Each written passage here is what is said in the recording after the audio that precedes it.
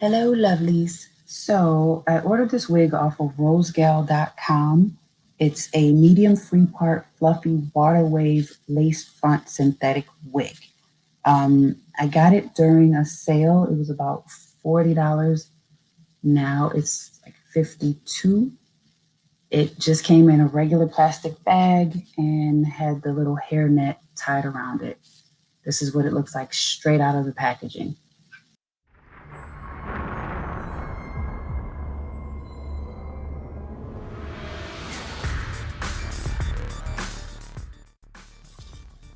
This is how it looks on the website. And let's see how it looks on me.